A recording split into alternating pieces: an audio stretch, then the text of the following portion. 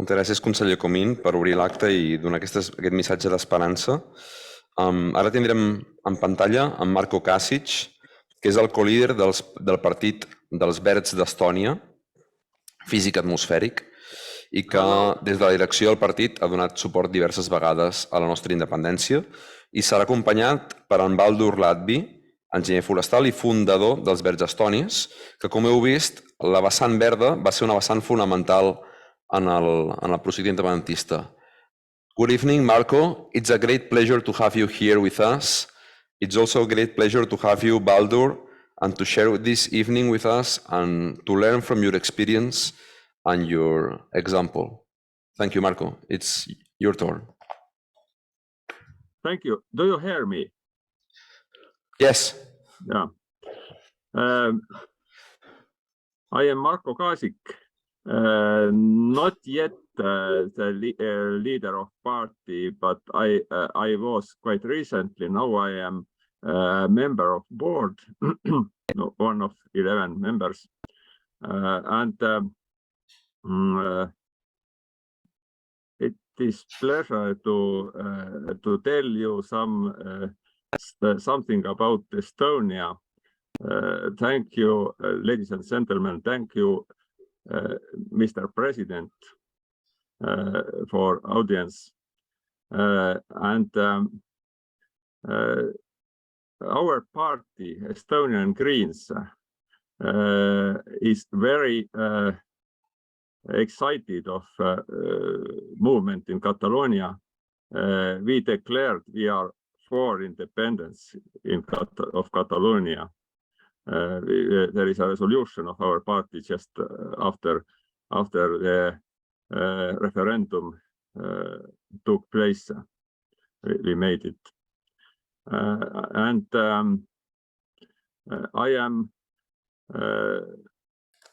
we are going to talk about Estonian independence movement 30 plus years ago.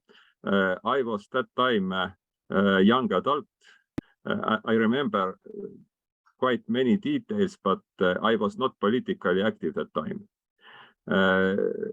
I remember this moment that was shown in the movie before our talks, that the moment when Estonian Parliament voted for independence, that was August 20, 1991, at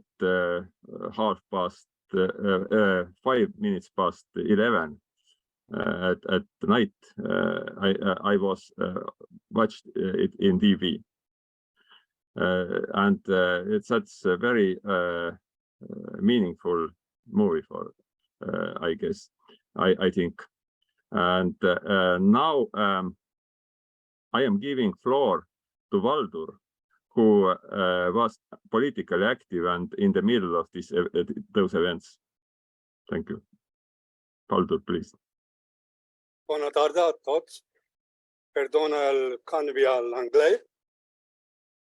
Good afternoon. My name is Valdur. I was born on 19th of January 1958. So in the deep times of the Soviet Union, and I was raised in the school according to that time governing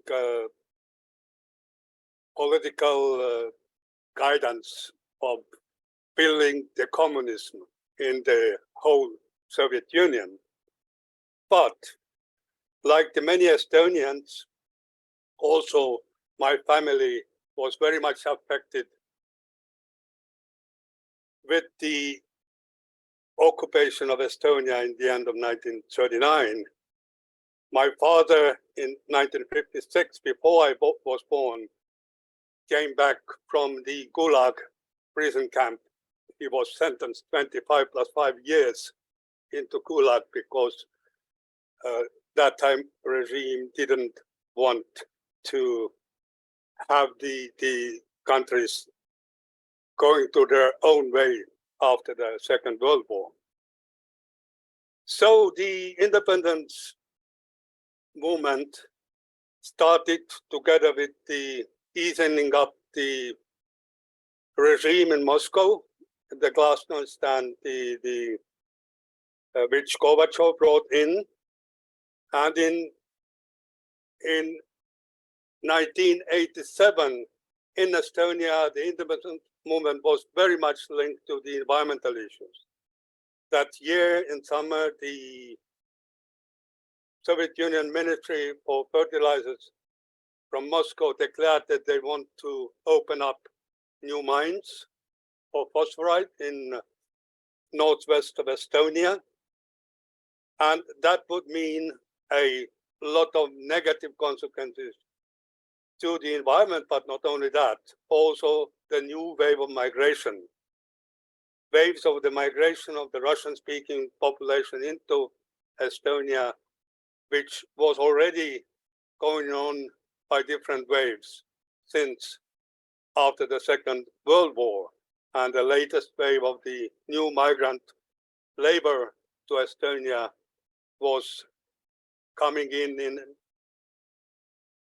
end of 1970s, when there were Olympics in Moscow and Tallinn was the sailing center for the Olympics. And then a lot of infrastructure was built with the migrant workers from the other parts of the Soviet Union. So the people were very much afraid of those two things: the environment degradation, which already was there, caused by the industry of Soviet Union, including the phosphorite chemical plants in Tallinn. So we knew very well what the consequences may be, and that ignited the popular resistance, which very much was then also tied with the whole independence question. In 1988, in spring, 23rd of May, I was among the 1,300 people who founded the Estonian Green movement, which next year became the first official party, part of the political movement, first party which was registered after the Communist Party in Estonia. And Lennart Meri, one of the leaders of the independent fight, was also the member of the board of the Estonian Green movement. I was in the board since the foundation till the 2006, when I was elected to the parliament. There were several processes together with the easing up the control of the Moscow and gaining more courage by the population. So the Green movement very soon was divided, and new political parties traditional to the Western system, Social Democrats, the Christian Democrats, the Liberals and the Conservatives were founded by the active members of the Green movement that time.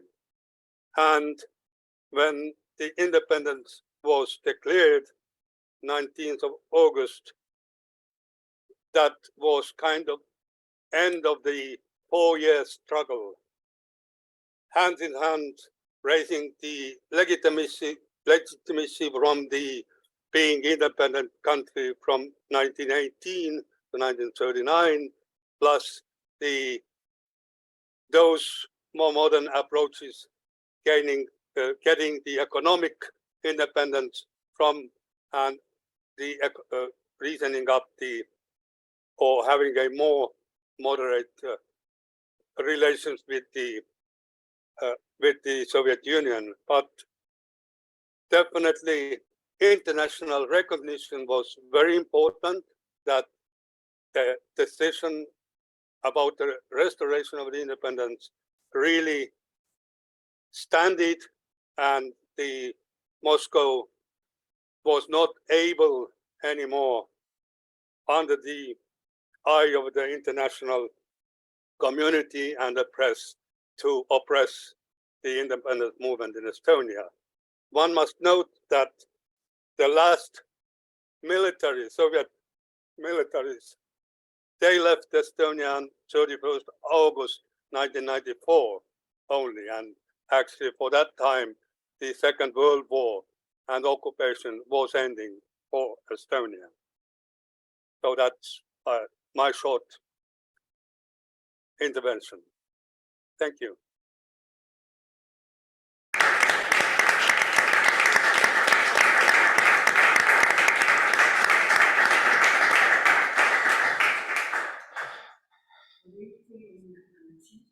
Sí. Thank you, Valdur, for your witness. Ara, malauradament, les persones que estem aquí dintre la sala, pels que ens estan seguint per internet, els que ens estan seguint per internet han pogut sentir traducció perquè hem organitzat que estigui penjat al YouTube, de tal manera que quedi. El que ens està explicant en Valdur és, primer, un moment la història de la seva família, que havien tingut persones que havien sigut condemnats al Gulag, i després ha estat explicant com el moviment mediambientalista a Estònia va ser fonamental a l'hora d'organitzar el moviment d'alliberament nacional.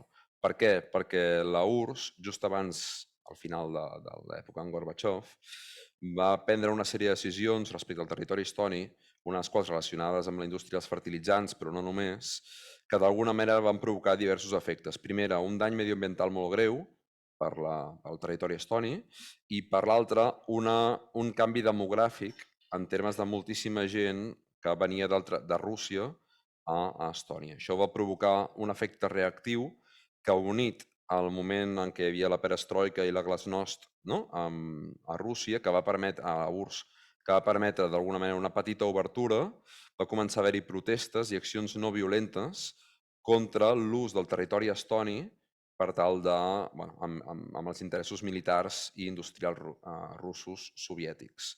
I això va ser una de les coses que va engegar el moviment verd, i per això el primer partit que va ser registrat, i això és el que ell explicava, just després que es poguessin registrar partits, a part del Partit Comunista, va ser el Partit Verd Estoni, del qual ell va ser membre de la direcció des del primer dia i no sé si fins avui, i a més, ell posteriorment va ser diputat al Parlament estoni també. Però ell va ser un dels que van liderar aquesta reacció civil a Estònia contra els abusos de la URSS contra el territori del seu poble i del seu país. I per això ell explicava això, que és una característica molt especial d'Estònia i de la lluita per l'alliberament del seu país. Bé, ara tenim en l'Ülo Laanoja. L'Ülo Laanoja és una persona que ha vingut a Catalunya en el passat. En Jordi el coneix bé i imagino que en Martí també el coneix. L'Ülo és un destacat membre del Front Popular que va lluitar per la independència d'Estònia, però és que, a més, va ser un dels inspiradors i organitzadors, encara no el tenim aquí, però va ser un dels inspiradors i organitzadors de la Via Bàltica. Allò que nosaltres vam fer aquí el 2013 i que ells van fer, si no m'equivoco, el 23 d'agost de 1989, l'Ülo, sense mòbil, sense internet, sense mails, va organitzar una cadena humana, o va ser un dels organitzadors d'una cadena humana de més de 400 quilòmetres. 600?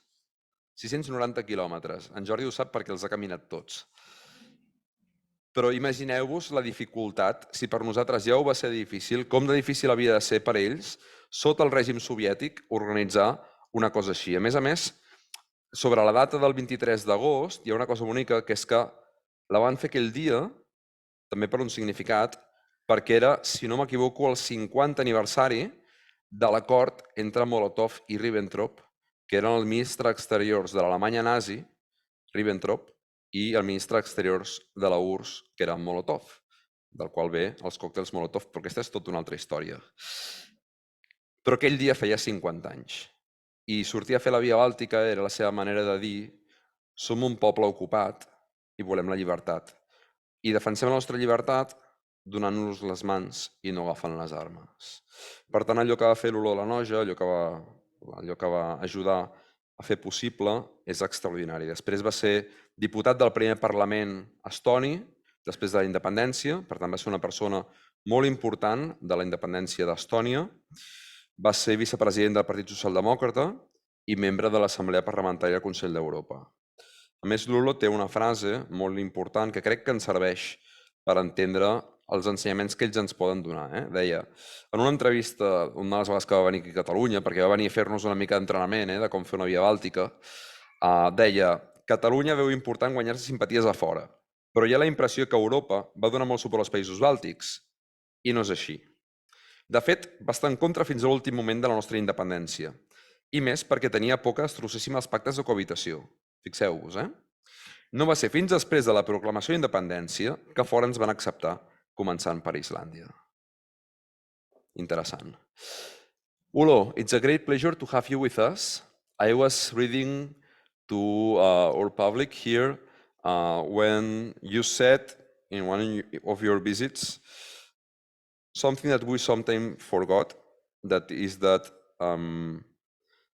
Estonia, Latvia, Lithuania, you were very much alone for a lot of time. And then you proclaimed independence, it came Iceland, but until the very last moment, Europe was not there. And we think that this is a very good message for our people, because if you want independence, you need to resist, you need to be patient, and you need to be persistent with your goal. And this is one of the big lessons that your people, Estonian people, can give us. And it's a great pleasure to have you here, Ulo, so you can tell us how we will do our second Baltic Way next time, and you will train us to do it. So thank you, Ulo, and thank you for taking time to be here with us. Li dono la paraula. Dear ladies and gentlemen, dear Catalonian friends, I would try to speak about 3 issues today, about variety of scenarios we had in our independence movement, the situations which we call now or never, and the appearance of historic window. Variety of scenarios means that we really had different political forces, started from Greens, and as it was spoken before, and the main difference was step by step reaching independence and the full restitution way.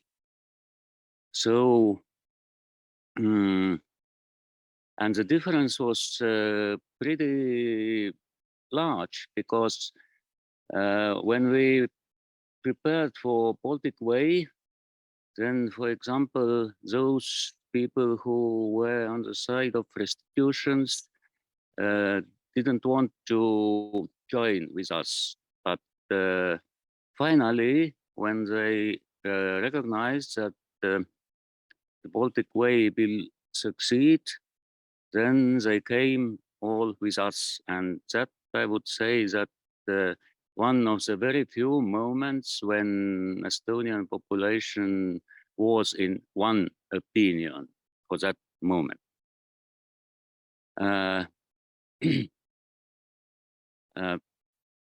The one way, the step-by-step way, was mainly reaching tiny step by step, introducing national flag, our own legislation, etc.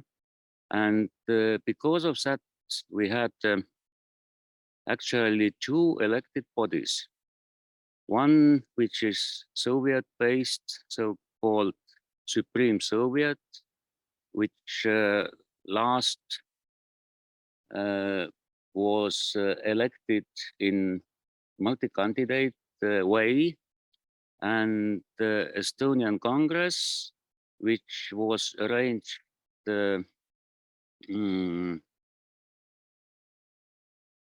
without official support, like and elected from citizens and their descendants of the pre-war Estonian Republic. So, as active members were participated in both the bodies had overlapping membership. And active members on the both sides, exactly because there was no clear solution how this independence will be gained again. The overlapping membership was even so that in the Soviet were some members who were supported fully restitutional way of restoration of independence. They never voted in Supreme Soviet, but they were there and participated in the preparation of legislation. Those two sides or two parties were so different, and especially leaders didn't want to even to speak with each other. And not only speak with each other, but even after the restoration of independence, 15 or 20 years, they were unable to communicate with each other. And even after the elections of new constitution-based elections to the parliament and to the government, I would tell you internationally not well-known fact that there was a group of military who wanted to turn over those government and gave up only after that when Prevo Republic, Estonian Republic's ambassador, forwarded its or handed over its rights officially to the newly elected president and the government.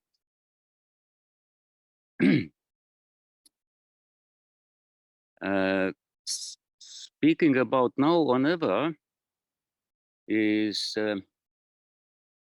for my mind, very important for the on the way for gaining independence. We felt in that moment when Gorbachev started Glasnost that this is the only time in the history again when we can gain independence again. So we had to be ready for everything. We were ready for economic sacrificing. We were ready also to be imprisoned or killed. Maybe younger generation felt better than Soviet ruling was weak at the moment. But my generation and older were more not so sure. So step-by-step way increased courage of people. So small step, nothing happens. Okay, we are going again. We are going for next step, and then for next step, and then for next step. Those who were active, and those were hundreds, maybe even thousands. They mobilized because they understood that it may be the very, very last chance to get independent state again. And this was a full-time job. So revolutions can't be done as part-time. We were so that those who traveled in foreign countries who making public diplomacy and official diplomacy, they came just to home just to change suitcases and went away again. So all our families definitely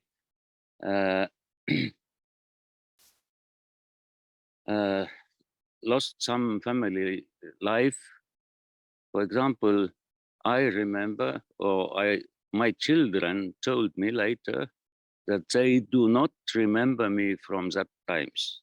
That was about 4 years, that I was always away. And my colleagues can have the same experience. So the feeling that you have to give everything to reach independence is very important. And last but not least, about the historic window. The historic window is so important that if you look on the world, so the first wave of independent states became after the First World War. That concerned Eastern Europe. Western part of Europe missed that opportunity in those times because they had no such empires like Austrian, Hungarian, or Russian Empire.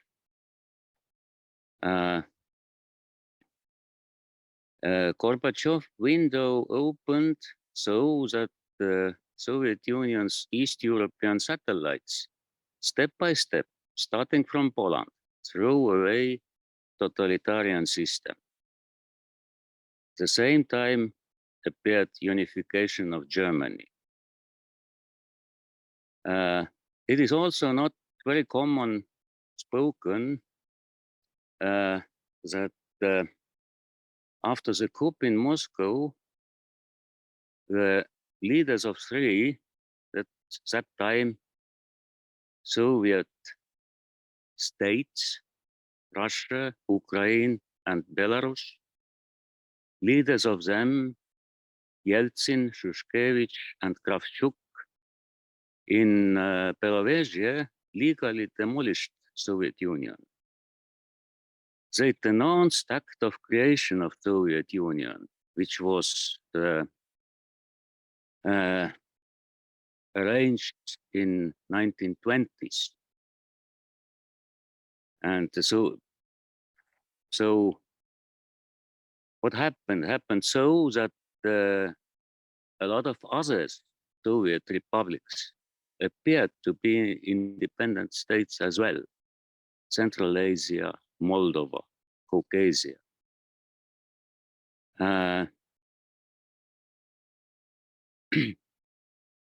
If to follow some chronology, then already in November 88, Estonia adopted Declaration of Sovereignty.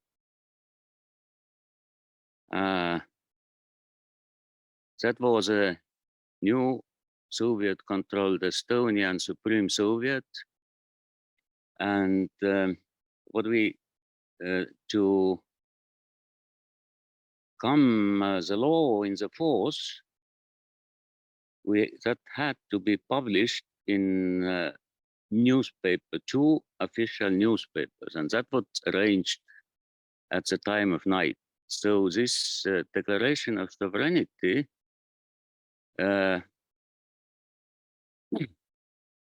asserting a primacy of Estonian laws over laws of Soviet Union. And one of reasons was that the Soviet Union's constitution, whatever it meant, never followed, but there was written that Union republics have a right to go away from Soviet Union. And there was a plan in Moscow to change it in the way like it is today in Spain, that the whole country should vote for that.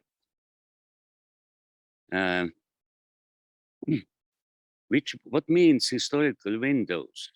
That actually means also that the way of gaining independence itself is not so much important. Estonia and Latvia followed actually the restitution way.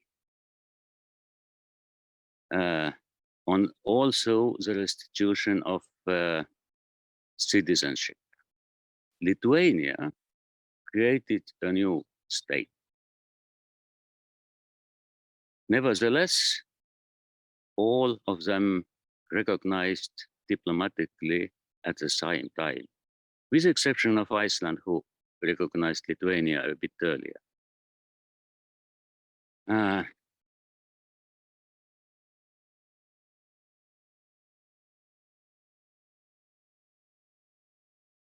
There are, if we look for those windows, so we can see that practically the same window a bit later, followed by Slovenia and Croatia. A bit later, Montenegro, Macedonia, who had huge problem with Greece, Kosovo. In those countries, see here, violently, Eastern Timor or Timor-Leste gained its independence in Indonesia. But there are a lot of failures, Let's just think about Kurds, about Chechnya, who won the war and still never recognized and then lost the second war.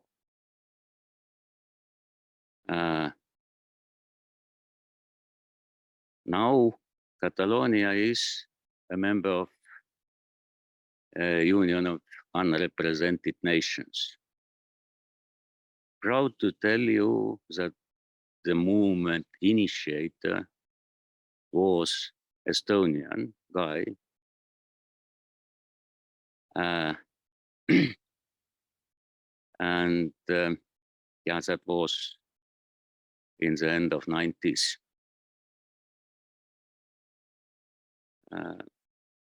So where is actually the window for Catalonia?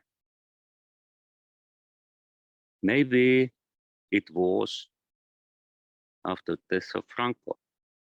Maybe those your guys who were participated in writing of new constitution and missed to formulate the clause of referendum in a way like it was in Soviet Union and wrote it down like it is now.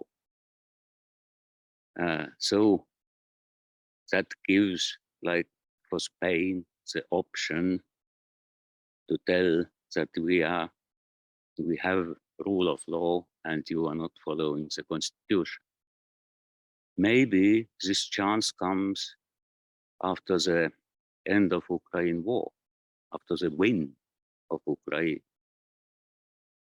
What I would tell absolutely surely, NATO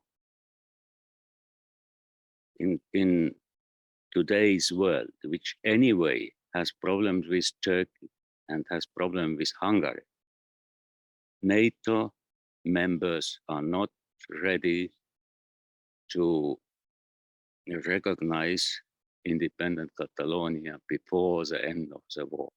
That's sad to tell you, but that's my feeling.